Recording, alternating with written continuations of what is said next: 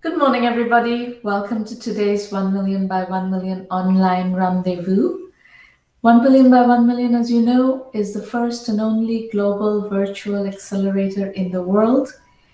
And this is Sramana Mitra, founder and CEO of 1 million by 1 million, coming to you live from Silicon Valley, California. I hope everybody is safe and you are practicing whatever social distancing measures that you are able to, whether or not your governments have imposed social distancing or not. The reason I say that is in the US right now, there are some states that have opened up, and the jury is out whether they've done the right thing or not. In California, we are still under lockdown, and our lockdown has been extended. Debates are raging on whether it's the right thing to do or not to keep the states shut down or countries shut down. There is a lot of discussion on what level of testing equipment and testing capacity is needed for the shutdown to be released. But at the moment, it looks like most of the world is still going to be shut down all the way till mid-May, in some cases all the way till the end of May.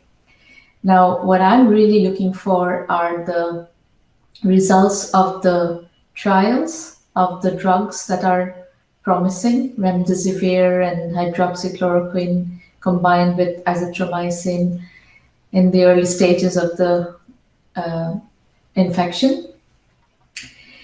And I'm looking to see how well states and countries ramp up on testing capacity, because without testing, it's going to be very difficult to do contact tracing, which is one of the requirements to be able to live with COVID-19.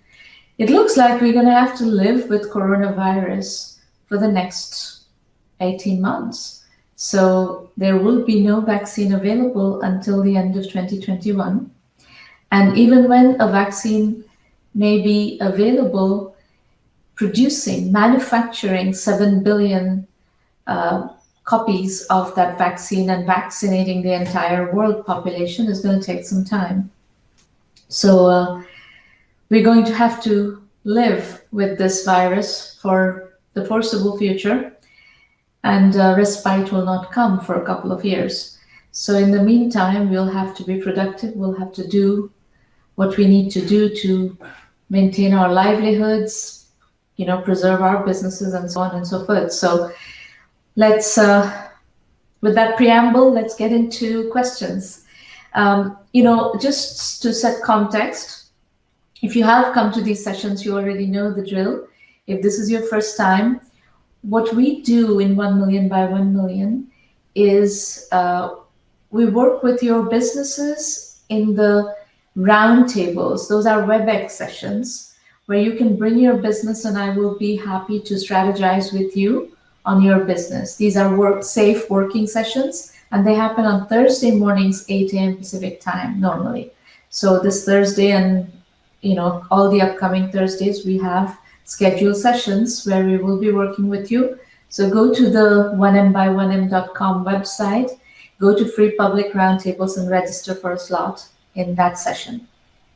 And Maureen will reach back to you with instructions on how to pitch and how to get feedback.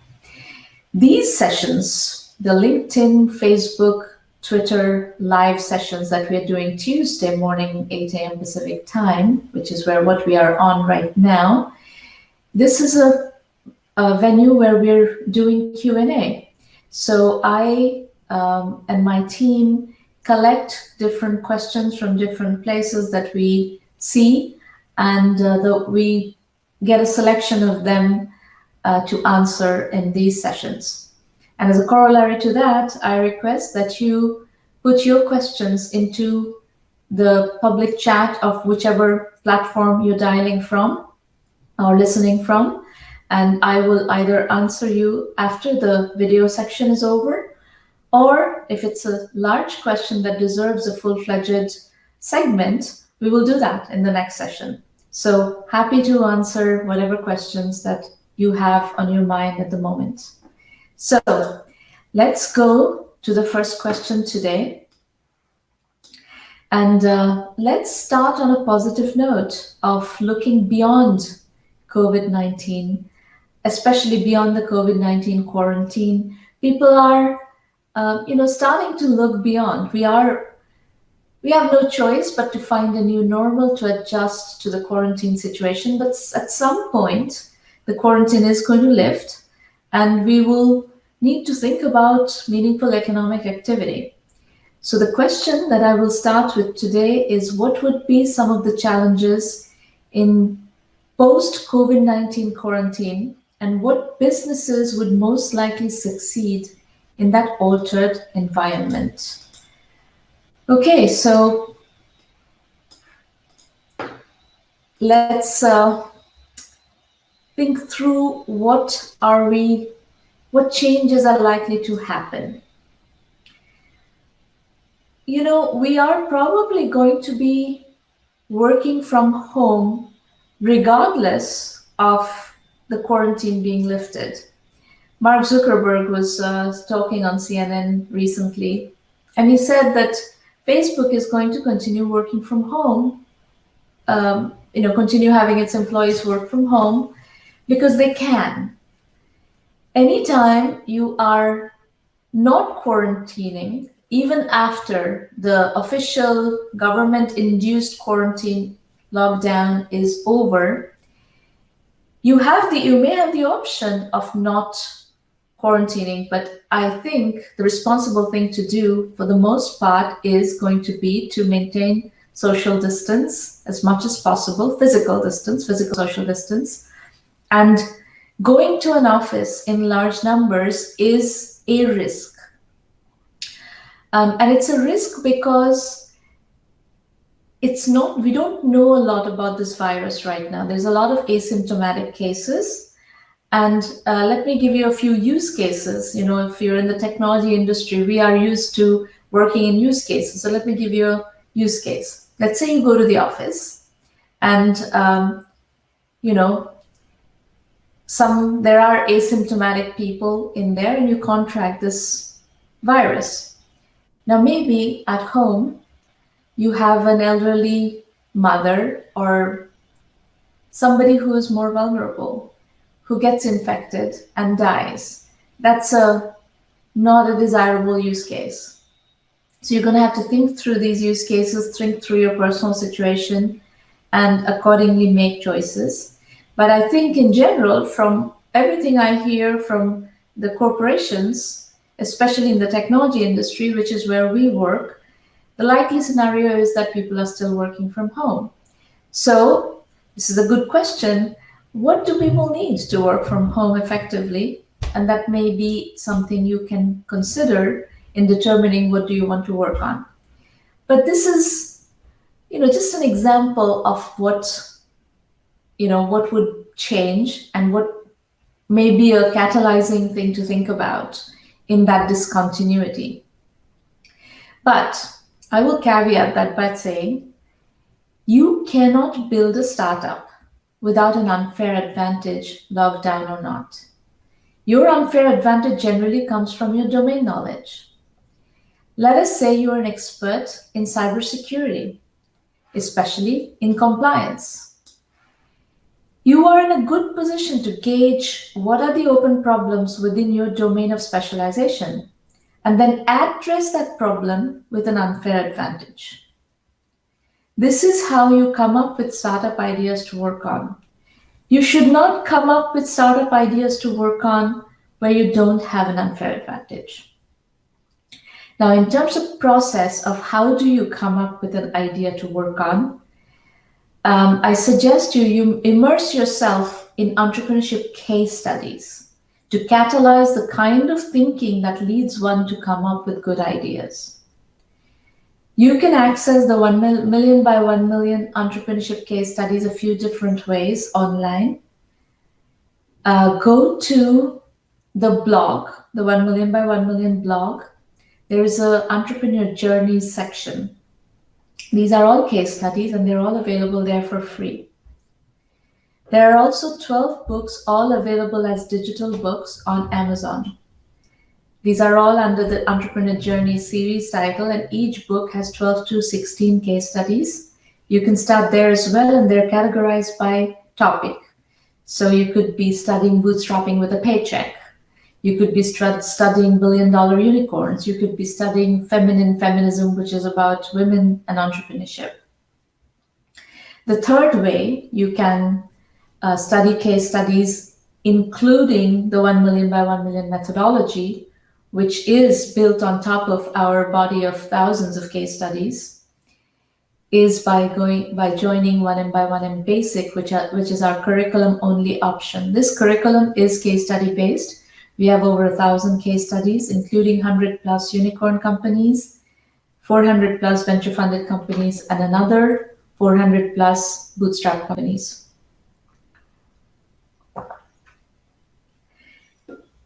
The way the curriculum is organized is in video lectures, video interviews, and text case studies and essays.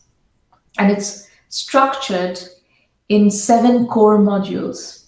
Those modules are bootstrapping, financing, positioning, market sizing, customer acquisition, customer validation, and team building. These are core topics that you have to learn if you want to be an entrepreneur. So besides stimulating the idea that you may want to work on, you also need to understand methodology. You may come up with, in the process of simmering and immersing yourself in case studies, you may come up with more than one idea. And more than one idea may fall somehow in the other in your domain of expertise. That's fine, that's perfectly normal. You need to assess the viability of each of your ideas and finalize one to work on. Again, go to the website, the 1M by 1M website, and go to self-assessment.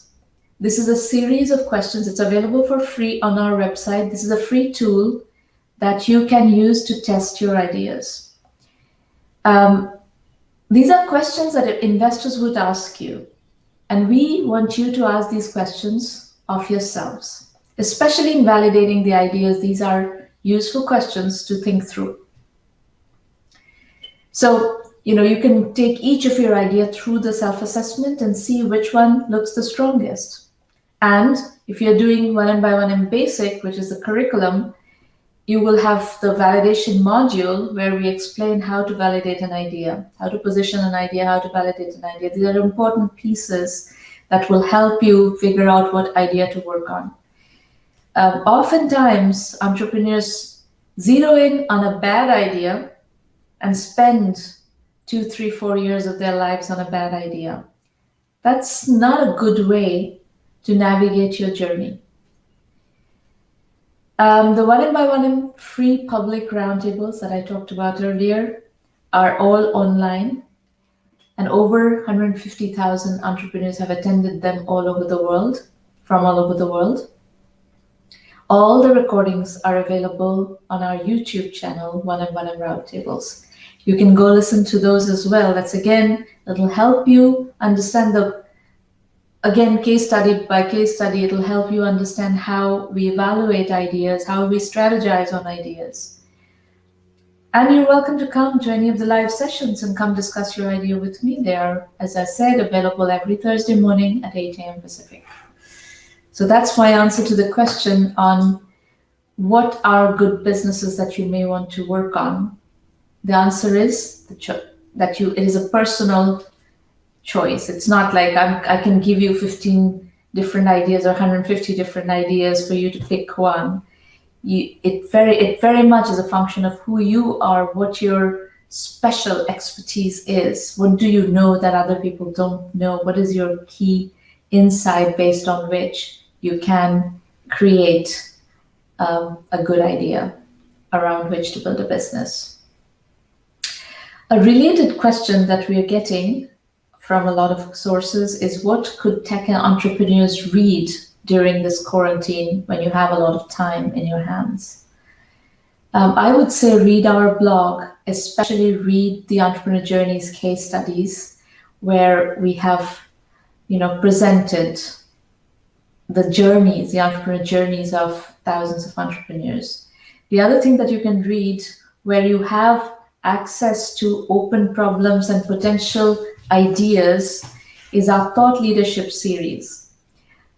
We have thought leaders in artificial intelligence, thought leaders in cybersecurity, thought leaders in Internet of Things, thought leaders in financial technology, thought leaders in cloud computing, online education, e-commerce, and so on. So there we cover 20 different trends, and we have thought leadership series of interviews in each of those. And in each interview, I talk to people with interesting vantage points, maybe people who have reached a certain level of success in a company, in a startup, in that domain, or large companies, or people who have good insights. And I always ask them, at the end of the interview, I always ask them, what are the open problems in your industry around which a new entrepreneur can build a new company? Now, think about it. Let's say somebody who's deeply immersed in cybersecurity and has a good view of what's happening in that industry, what are customers asking for, and what are the gaps, giving you insights into what problems to solve where you do have a potential company to build. That's very helpful, right? These pointers are very, very helpful. The same could be in e-commerce. What are the trends in e-commerce? What's happening in e-commerce? What are the open problems? And so on. So depending on what your interest area is, what your expertise area is, go look at these thought leadership interviews and see if that catalyzes a good idea. So it's a great, it's for somebody who's trying to be a technology entrepreneur. The 1 Million by 1 Million blog is really an excellent resource, and we've been doing it since 2005. So it's been 15 years, and I have talked to a lot of entrepreneurs who are now doing really well, and we have brought them on to tell their stories on entrepreneur journeys because they've built companies of sizable, bulk, $5 million, $10 million companies, and they've been reading the blog and learning from it for many, many years, in some cases a decade.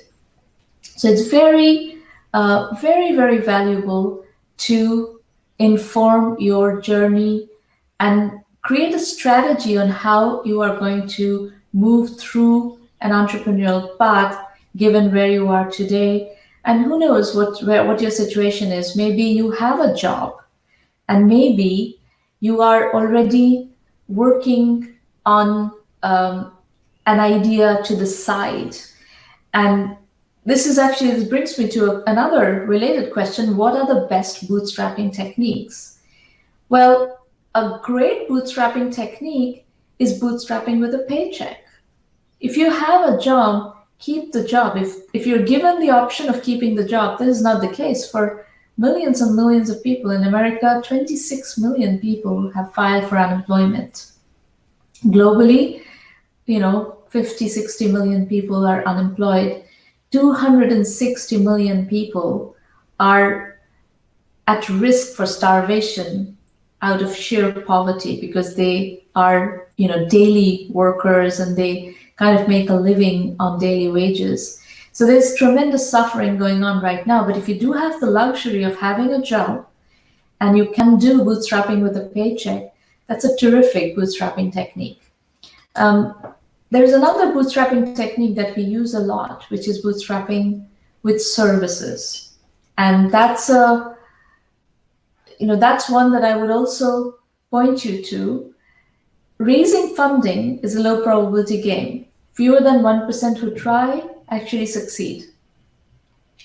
And some ecosystems are somewhat mature, and there is a seed funding ecosystem that has emerged. Silicon Valley, of course, has a very mature seed funding ecosystem, but other places have also developed some seed funding ecosystem. But seed funding ecosystem doesn't mean there's a pre-seed funding ecosystem. So if we're at the very early stages, the chances that you'd be able to raise money except from friends and family is very low.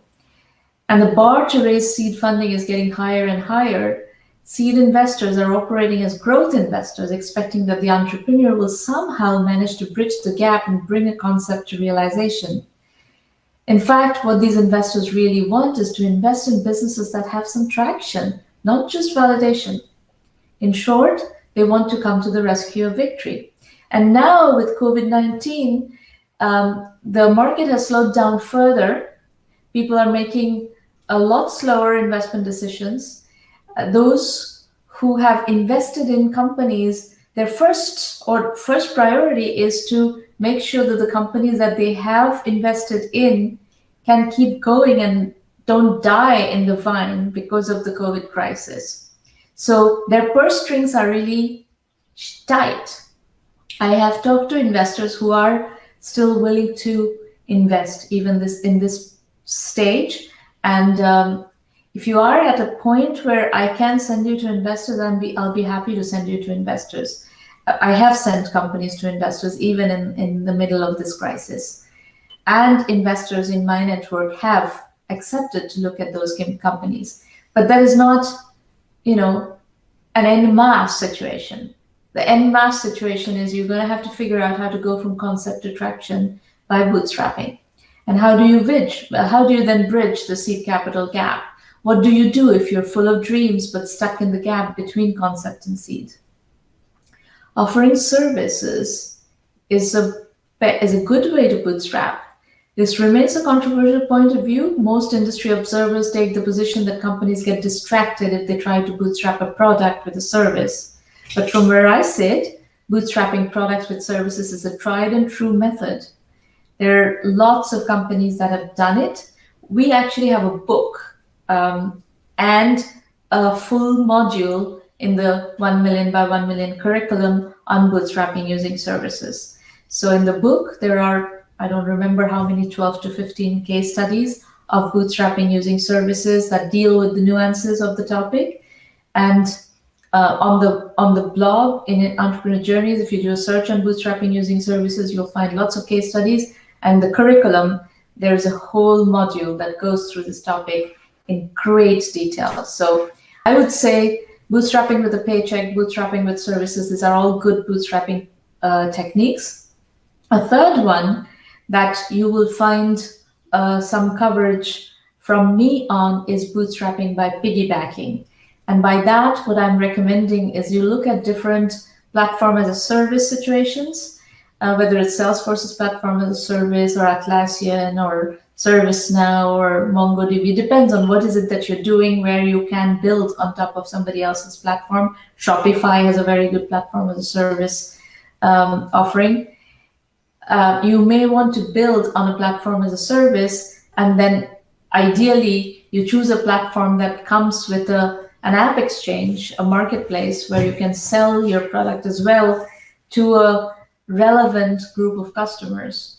So this is another strategy that is a very good bootstrapping strategy. A favorite case study of mine for bootstrapping with piggybacking is Viva. The company is a multi-billion-dollar success story, but it was built originally on Salesforce.com's PaaS, Force.com.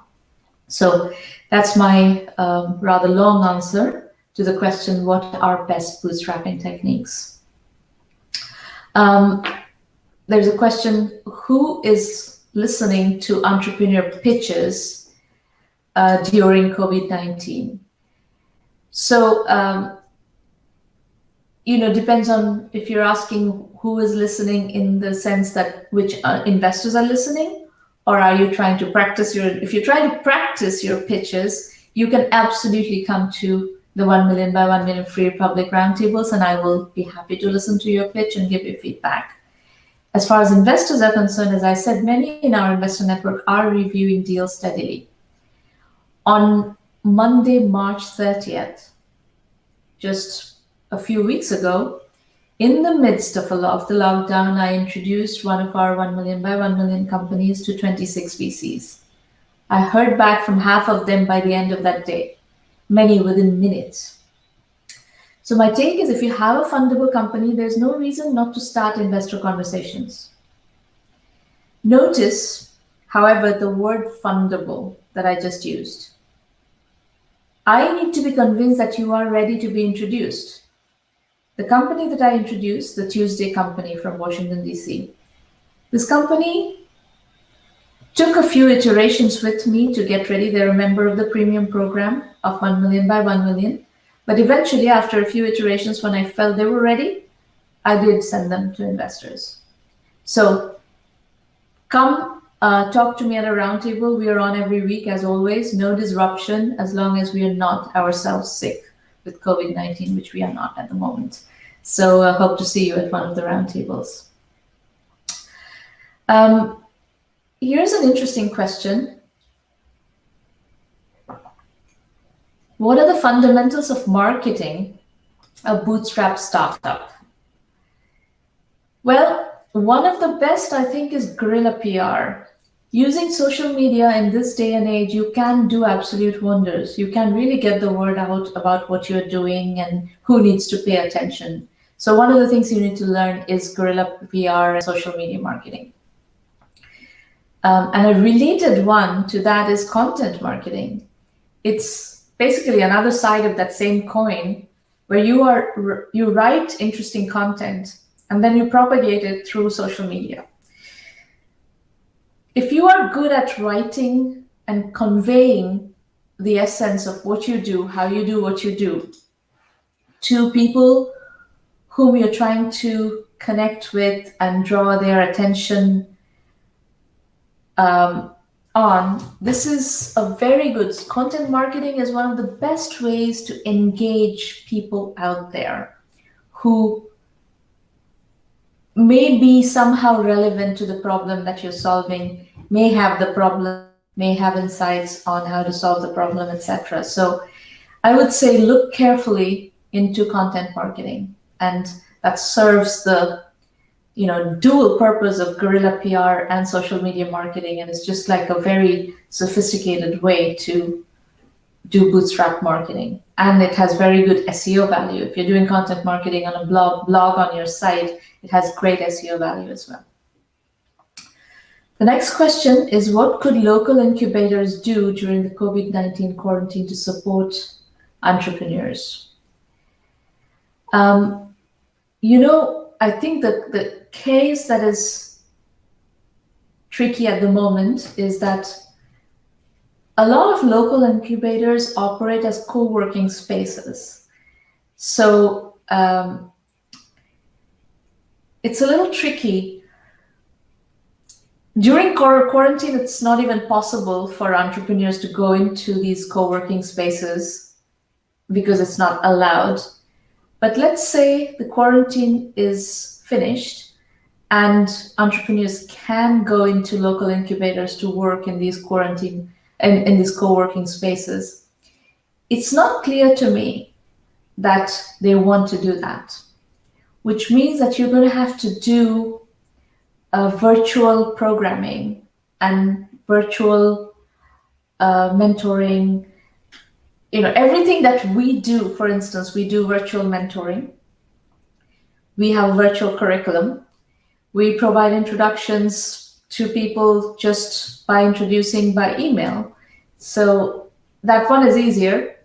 But if what your incubator really does is big events, big demo days, and bring in hundreds of people and speaking events and engagements, none of that can happen.